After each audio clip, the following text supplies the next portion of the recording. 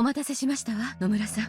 I guess this is just sort of more in preparation of, because tomorrow's the festival, I think is what they said, right? So they're going to be trying to find Rika in the next, day, basically. いえいえ、失礼しました。At the moment, I'm talking to a woman over the phone. その後のお加減はいかがですか？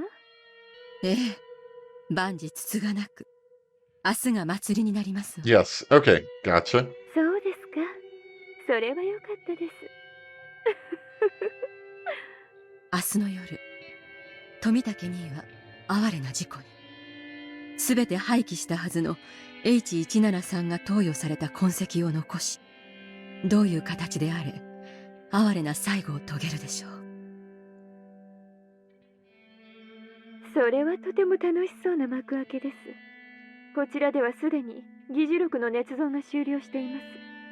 入江ニサが研究継続を求めて、他国に研究を売り渡そうとして独走し始める痕跡です。富武殺しはそれに組み込まれる。そうです。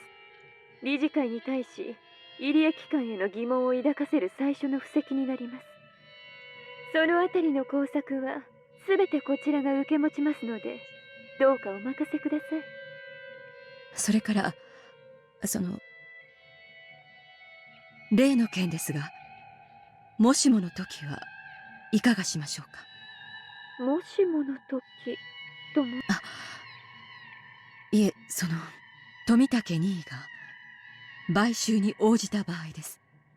富武任意の買収は作戦には含まれていないのではありませんでしたか？いえ、だって彼は理事会の監査役です。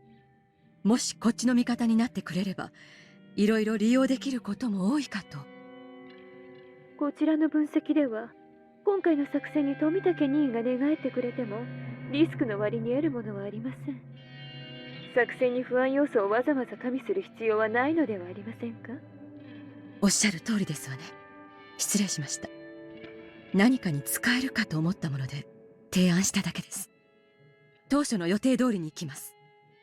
それがよろしいでしょう。それではまた連絡します。失礼します。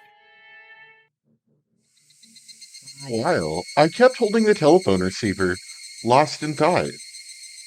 Then I put it down and dialed a number that I had become very familiar with. はい、エコノミーホテル沖宮でございます。406号室、富武をお願いします。高野とお伝えください。はい、今お取り次ぎしますので少々お待ちください。The telephone operator put me on hold, leaving behind only electronic music. I waited for about a minute and the operator came back on again. 申し訳ございません。406号室のお客様はただいま外出中でございます。お電話があった旨ご伝言いたしましょうか。もう何度も伝言を頼んでるから結構です。富武さんはいつ外出したかわかりますか？いつ頃戻るかわかりますか？あ、申し訳ございません。それにつきましてはお答えできかねます。わかりました。またかけます。I put down the phone before the operator finished speaking.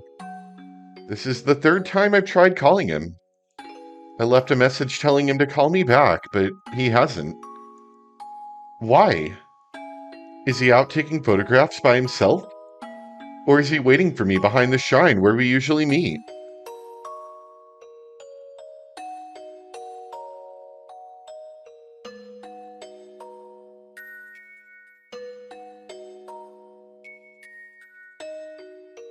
Who would think I would actually come all the way here, expecting him to be waiting for me? I'm even surprised myself. People are in the middle of setting up tomorrow's festival. Tents are being put up for food stalls and preparations for various events are taking place. It's almost too noisy for me, what with people shouting as they work, plus the noise from the batteries for the stalls.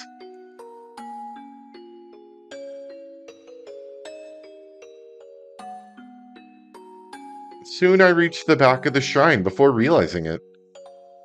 This is probably the best view in the whole village. This is where Jiro-san and I usually meet. Just maybe he's waiting for me here. Of course, that's just wishful thinking. God will never grant my wishes. He only has a bit of fun by testing me. I look down at the village below, letting the breeze blow through my hair. He usually follows me around while he stays in Hinamizawa.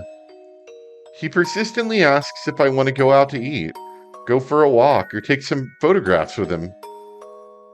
But he hasn't done any of that this visit. His behavior towards me has changed. Maybe it's because he heard about the horrible impression I left with the new board of directors. Maybe he thinks I'm a mad scientist because of that incident. I can feel that he's gradually losing interest in me. But I had my own complaints too. When I don't want him around, he's so persistent. But when I need him to listen to me, I can't get a hold of him. But if I did get through to him, what would I even talk about? What could I talk to him about right after talking to someone about the plan to assassinate him? Why should he even answer my call? I'm simply running wildly, and when I reach the point of no return, I'll want to be forgiven. And I want him to do that for me. Just because he always does whatever I want him to, and he shows up whenever I need him. Who would forgive someone like me? Someone who has nowhere to go but hell? Would he forgive me out of sympathy? No way. While he'd be surprised, he'll do his job and arrest me. I'm a member of the SDF after all, so what I'm doing is committing treason. I've been thinking about him a lot for the past few days. And just now I realized something. He's not attractive at all as a man. He has no sense of humor or good taste. He is nothing, absolutely nothing. Well, he has a belly, but there's nothing appealing about him. He doesn't care about my schedule. He's persistent, and when I treat him nicely because I'm in a good mood, he becomes even more persistent. There really is absolutely nothing good about him. Despite his age, he tells me things like how the last time he held a woman's hand was when he did folk dancing at some summer camp. Furthermore, he says those things to make me laugh. He's hopeless. But more than anything, I can't stand when he completely ignores my feelings. I want to be alone sometimes. I don't want to do anything sometimes, yet he drags me out, completely ignoring how I feel. That's why, even when I'm exhausted or I don't feel like doing anything, I end up going with him, which makes me laugh. I always thought that just wore me out, yet I want him to drag me around. I'll probably never feel this way again, and yet he's not here. Do I really believe I don't want to spend time with him? Maybe I've just grown used to his abundant affection. When he took me out on a day, I didn't want to do anything. I was in a bad mood at first, but after a while, I started to feel better and found myself having a lot of fun. If he was with me now, would he take me out to photograph birds like always? Would he happily explain it all with his know-how even though I didn't ask? That'd be very boring and troublesome, but that's what I honestly want right now. Do I see my grandpa in him? I loved my grandpa. He gave me a purpose to live. I needed him. I loved Uncle Koizumi. He helped me with my dream. I needed him. After both of them died, maybe I just sought their aspects in him. Am I starving for a protector? Maybe I'm so traumatized by my parents' accident that I need to have someone nearby to watch over me all the time. Maybe I'm still immature. My inner child is throwing a fit because she can't put together a toy, saying that if it's going to be broken anyway, she's going to break it herself. It won't be just my problem. It will bring about huge, irreversible tragedy. But that's the only way to prove the truth of my grandfather's work. That belief allowed me to prepare up to this point. In just a few days, the top members of the government will be scrutinizing my grandfather's article.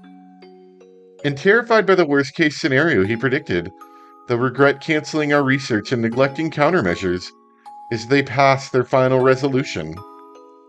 That's when my grandfather's article will become truth, his great work uplifted, and his name carved into the pages of history. And then he will become a god in eternal existence, and I will reveal the god worshipped as Oyashiro-sama to be the Hinamizawa syndrome, casting them down to earth. I'm going to complete the fifth curse of Oyashiro-sama with Jiro-san's death, as well as my own. I'll become the one who curses, not the one who is cursed. I'll be in the position to test instead of being tested. I will ascend to godhood. I'm going to make the curse a reality, and I'm going to kick the god of this place off her throne. And then grandfather and I will be together forever. Gods don't get tested. Fate doesn't test gods. No grief will separate us. I will be with my grandpa forever. After that, we're going to work on our research together in that study, filled with the smell of formulain.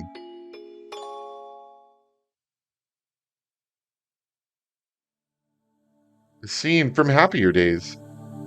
Grandpa is at his desk, writing down something. I'm in a good mood lying on my stomach on the carpet right behind him, while flapping my legs and humming a tune.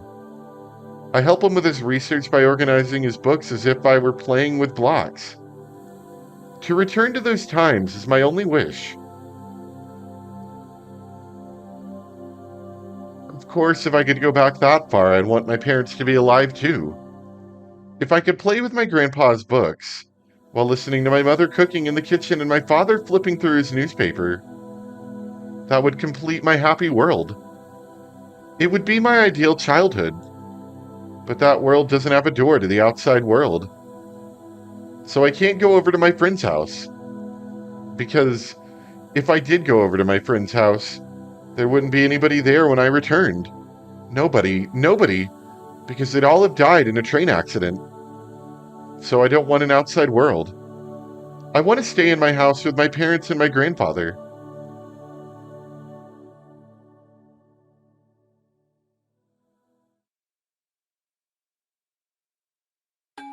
I am a doctor, after all. I can analyze myself. I know that what I'm wishing for is proof of my immaturity. But if I know that much, then why do I still long for a parental figure in Jiro-san? Even as I plan an operation which includes his death, I'm still trying to hang on to him. If I'm going to betray people so I can become a god, then I should remain a villain until my final moments. But if I'd rather be a lonely little girl, then I should remain modest and humble until my final moments. Either way, if it is my way of life, nobody can criticize me for it. Because if I believe it is right, then all I can do is go on without listening to such criticism. But I still can't decide. So I want somebody to criticize me. Nobody has ever criticized my way of life. That's why I want to hear someone do it. I want someone to tell me my way of life is wrong. I want Jiro-san to tell me I've done such a stupid thing, and I want him to slap me. Such masochistic desires speak a great deal as to how I'm rejecting my present self. Am I really longing for a parent? I'm too old to call myself immature. Even if I do, nobody else will. No matter how immature I am inside, people will treat me as a grown person. They will say I possess an adult's responsibility and proper judgment, and that they brought me this far already. Then I'll be judged before the devil. Whoop. Will I still plead not to judge my immature self as a grown-up? Am I going to act that pathetically, even in front of the devil? I'm already going to hell, yet I can't completely become a devil. I hate the idea of hell, yet I refuse to try and repent. My mind could only float in a lake of blood, drifting as I drowned. If only Jiro-san was here. My mind would clear up as I played along with his insensitive chatter. Why isn't he around when I need him the most? This is the last chance I'll have to spend with him. I hate how immature I am, becoming so insecure just because he isn't around. I found myself before the operatory box. I came here when the area clinic's construction had ended, and the research at the Area Institute was about to begin. I remember how bravely I challenged the god of this place. I was full of hope and ambition. After going through many hardships, I finally came this far. I even vowed I would become a god. I did so in front of the god of this place. I can vaguely recall my grandfather telling me a story similar to that. That's right, it was the story of the Tower of Babel. When there was only one language in this world, all people lived in one place with one will. In a display of their authority, they started to build a tower that would reach heaven. God got angry because these people had forgotten how to show respect to him. He believed all of man gathered to commit such an affront because they all shared one language and one will. So their communion was shattered.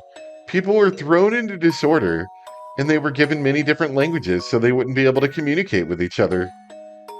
And as they couldn't communicate with each other, many left, and the tower which challenged heaven fell to ruin. Something like that, anyway. I'm not sure what the lesson is, but this is what my grandfather explained to me. Building a tower that reaches up to heaven is the greatest challenge for humans, but it is also a challenge to God. To challenge God was truly sinful, but as humans we couldn't help but test that untrodden peak. It's not easy to build a tower that's high enough to reach heaven. While they're building the tower, the people will fall into disharmony and lose the mutual understanding they once started with. Their united wills thrown into disarray. This applies not just to a group of people, but can be said about one person as well. No matter how solid their will, the closer they come to heaven, the more limits God imposes on man. So even iron wills are sure to waver at some point. It is just too arrogant for humans to think that they can always carry out their original intentions. That must have been what my grandfather was thinking. Deep down, I'm sure he lost hope many times, since nobody ever recognized the value of his research. Yet he believed in himself, and he believed that someday his work would be appreciated. Maybe that was his wish, rather than reaching heaven. Grandfather realized he wouldn't be able to complete his research, and maybe he was trying to find where he could compromise. Humans can't build a tower that reaches to heaven, but the story of the Tower of Babel is still around. It didn't reach heaven, but we still tell the story of the tower that challenged God. According to the story, the tower was left behind with nobody to work on it. The incomplete tower stayed in that place for a long time, never achieving its goal. But if someone were to see it, they would realize how great it was that someone accepted that challenge and praised their name. I took over the tower from my grandfather and tried to make it reach heaven, but I ended up succumbing to the same fate. And if it's going to be destroyed anyway, I will try to destroy it myself. What am I doing?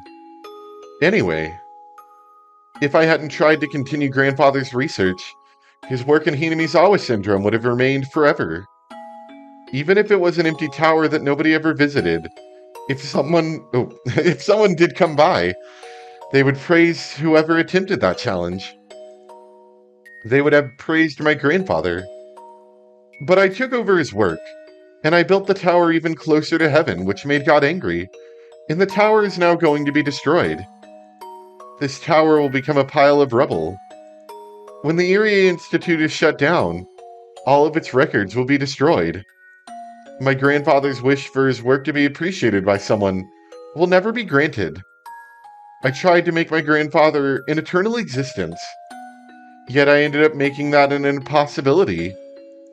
How can I call myself Mio Takano? Instead of inheriting the 1, 2, 3 from my grandfather and continuing the count to 3, 4, I reduced it all to 0. If it wasn't for me, my grandfather's work would have remained an empty tower. It would have stayed in this world forever. But I ruined it. I did that. I can feel myself sweating. The sweat reminds me that I've done something inexorable. When did I make a mistake? Where did it go wrong? It wasn't when I came here. It was before that. I started to walk down the wrong path long before that. If I put myself in my grandfather's spot, I know. My grandfather was working on a great challenge. He built a mighty tower, and it was supposed to continue to stand there and wait for someone to appreciate it. Grandfather definitely said he wanted his work to be valued by someone, even after his death. But I misunderstood. Somewhere along the way, I made a wrong turn. I misinterpreted Grandfather's wish, and I ruined it. I ruined everything. I tried to make him an eternal existence, yet I destroyed him. Grandfather built an eternal tower, yet I raised it. Where did I make a mistake? What went wrong? It's obvious. My grandfather counted to 3, and with that it was complete. This is really long. This whole, internal dialogue here. And my tongue's getting tired of talking. And now, all of it is ruined. I shouldn't have tried to count to 4. I shouldn't have done anything. Besides, Grandfather didn't even ask me to continue his research. A little girl shouldn't play in this dark study. Go outside and play with your friends. I remember my grandfather telling me things like that. But I refused, and I stayed in the study so I could help him. And eventually, he stopped telling me to go play outside, and just enjoyed having my company while he worked. But when we first met, he used to say things like that. Then what? Living with Grandpa was the first mistake I made? Then what? When I escaped the orphanage, I shouldn't have called Grandpa. I shouldn't have found a 10 yen coin. I shouldn't have asked Grandpa to help me. Ah, now I remember. I know where I belong.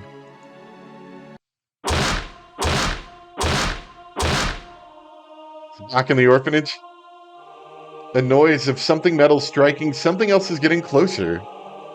It's getting closer and closer. I'm not allowed to fall asleep. Ah, I wasn't asleep. I just had my eyes closed. That's all. Sorry. Dang it.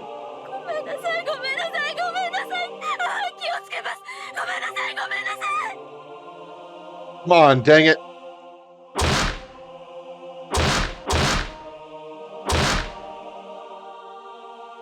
Don't kick. I'm afraid of the metal sound. Please, don't kick it. I'm not being kicked, but the noise is kicking me. So please don't kick the metal fence, please. My body is getting cracked. I think my body's getting cracked. All the dirty, itchy, and painful things soak into those cracks, and the filth and prickling feel horrible. It's soaking into my chest, gathering together. I desperately try to resist so that it won't touch my heart. But the dirtiness and the itching draw together once more. My whole chest is soaked, and soon enough my face will be swallowed. Even drowning in this dirtiness and itching, I try desperately to hold my breath so that at least my heart won't be soaked with it. Dang it. I don't know what's happening. But maybe it's better that I don't. I can't hold my breath any longer. I drowned in an ocean of muck. And yet, as I'm taking on the muck, my heart desperately struggles not to be tainted by it, to rise above it until my heart, too, sinks into the sea of grime. Is it talking about actual drowning? Like, are they torturing her by drowning her, or like waterboarding her or something? Or is it Or is it just like a metaphor? Only creatures that have lived on land will gasp and suffer the pain of drowning as long as they return to dry land. Creatures that have always lived in the ocean never drowned. Grandpa won't come to help me. That is the best thing for me and him both. I am... See? When I stop struggling, there is no more noise. I don't have to hear that scary metal noise. Is it a roar or a yell? I needed to borrow strength to scream in order to come back to the present world. My body is all sweaty. It feels dirty, itchy, and painful. It reminds me of that day. I can feel welts coming on as the sweat crawls down my skin. No, it's just an illusion. It can't be itchy, because all of that is long over. I take a bath every day. I scrub my body until it turns raw and red, so not even the slightest drop of that horrible filth could possibly remain. I can't help it. I remember the filth. I can only get rid of it by scratching my arms so hard it leaves marks. I can't get rid of the itching. I can't get rid of the filth. Of course I can't. I'm a filthy existence. Grandpa should never have saved someone like me. Meeting me made him unhappy. I shouldn't have existed. I shouldn't have been born. I should have stayed inside that metal fence and spent my whole life there. I need to go back inside it. I should have never left. That place is where I belong. Corner me with that horrible metal noise. Crush me with that filth, itchiness, and pain. And then kill me. So that I'll never meet Grandpa.